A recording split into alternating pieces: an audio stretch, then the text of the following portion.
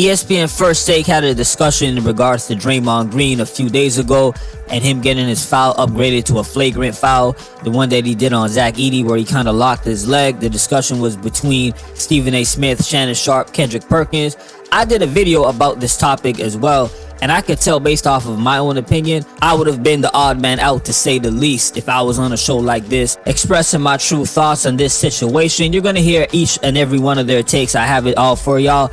And my take was really, look, Draymond Green, call a foul, keep the game playing. I know that could seem very controversial to some or maybe insensitive due to the fact, yes, it could have caused an injury.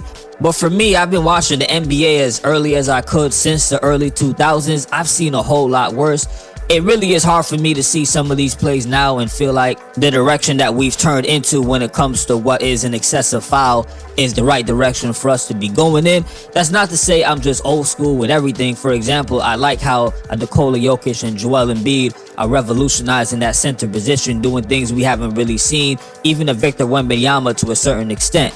All right, but without further ado, I'm going to play these clips and I'll react to it. Well, I'm satisfied with the upgrade to a flagrant one.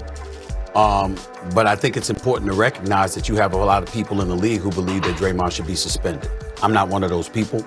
But I do believe that certainly when you look at Coach and you hear what he had to say, he definitely felt that way. And this is guilt by association, meaning an association with your own resume and what you have done in the past. You've been ejected 20 times.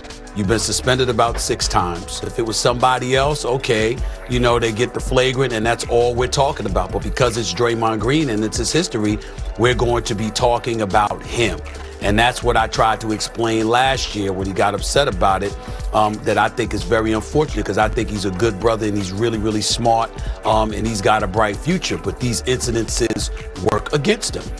Out of Stephen A's take, Shannon Sharpe's, and Kendrick Perkins, Stephen A is the one that I agreed with the most. Even if you want to upgrade it to a flagrant, I said at the end of my video originally when I talked about this, I'm not saying do away with the consequences. If you have a play like this, yes, you got to still enforce rules, but let's not overdo it and excessively react.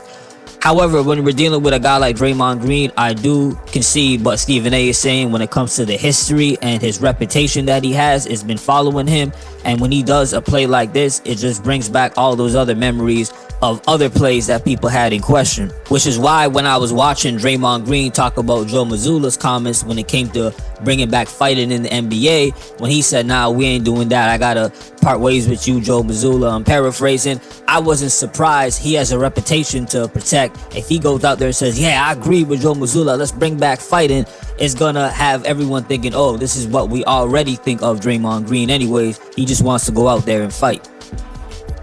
Why are you so satisfied? That's my question to you. Why are you so satisfied? Why are you satisfied with a flagrant one, Stephen A? I'm not. That's my I wouldn't question use the word. to you. Well, I wouldn't use the word satisfied. What I would say to you, Big Perk, is somebody that's watched the NBA for over 3 decades. I've seen a lot worse, and I guess that's the reason for it. But I don't have a problem with anybody that feels worse about it than I do because I get where y'all are coming from.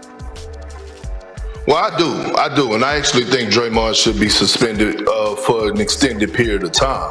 We're talking about a play where we're talking about a play where he pulled on the opponent Achilles while the opponent was going in the opposite direction.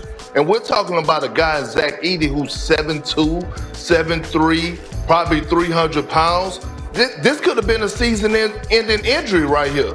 And I get it, right? Like, so many people, it's like, oh, it's a sticky situation because it is Draymond. Some people on the other side, like with me, are saying, hey, this is a dirty play. He needs to be penalized for this. He needs to be suspended. And there's others that says, hold on, let's take a deeper dive into it. We don't want to make it as if we're picking on Draymond. But if you ask me, he needs to be suspended for an extended period of time. There's no room, no place in our game for those type of actions. I watched a lot of the 08 Boston Celtics team and onwards when they had KG, Paul Pierce, Ray Allen. And so when I see Kendrick Perkins, at times I remember those teams up until 2010 in the finals. He gets injured, misses game 7, they lose. So I remember a lot of moments where that team, they didn't do what Draymond would, maybe locking somebody's leg or putting someone in a headlock, but they definitely had a lot of plays where they're trying to get under somebody's skin. They're letting it be known we're not afraid to kind of cross that line, maybe say something that is a little bit out of bounds, especially a guy like KG. And even after 2010, eventually down the line, Ray Allen leaves. I guess what I'm saying is, if anybody would understand the attitude that Draymond Green plays with, I would say Kendrick Perkins is the guy that knows what's going on. But let's also be honest, him and Draymond had some tension in the past. You could Google and get into that, where it did get very heated, right? I don't know if that plays a role in it, but I can't read minds, so I just gotta go and assume Kendrick is being totally objective about this. The point he made about a suspension for an extended period of time, I look at that as excessive. I would have rather say even give him a fine if you really want to do something that you don't suspend him but still hand a more severe consequence than, let's say, a flagrant foul, number one, kind of compromise. And lastly, the ending part where he mentioned there's no room for these kind of actions in our league.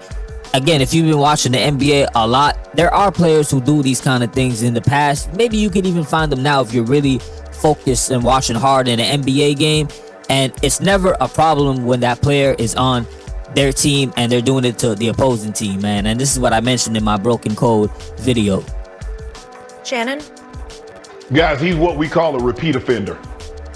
There's a pattern of behavior here, and that we've seen it over the course of Draymond's career. It's not that no one's picking on Draymond. Draymond continuously finds himself putting himself in these situations. So what are we supposed to do? Look, I've been at games in which Draymond has been playing. They allow Draymond to get away with murder. They really do. The way he talks to the officials, Stephen A., and you've been there, because he knows they do not want to eject him because it's going to create an advantage for the opposing team. So they allow him to say things and to go to a line that they wouldn't allow a normal player. Now, maybe he's earned that right because he is a four-time champion. He's a defensive player of the year. He's a gold medal winning NBA player.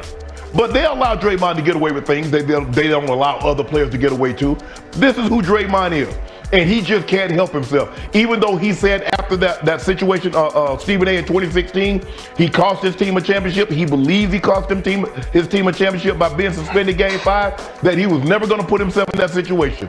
And constantly, he puts himself in this situation. I'm fair-minded. I can admit there's truth in what Shannon Sharpe is saying from the standpoint, if you have the reputation of playing with an edge like a Draymond Green, you may be able to get away with certain plays the other average guy doesn't, since his character is not viewed in the same light as Draymond. And what I mean is, if you do it, you may be looked at as, wait, that's not who you are. Draymond is not doing that with malicious intent. That's just the way he is, right? There's that perspective to it. So when Shannon Sharpe says that Draymond constantly keeps putting himself in this situation, even when he vowed that he would never again do what ended up happening in Game 5 where he was suspended and the Cavaliers come back from 3-1, I believe he probably really meant that sincerely, but it's hard to get away from what got you this far to the NBA in order to even make you a defensive player of the year and help a team win 4 championships. Like, share, and subscribe, comment below, and let me know how you're feeling about this. Do you agree with Stephen A's take, what Shannon Sharpe had to say, Kendrick Perkins,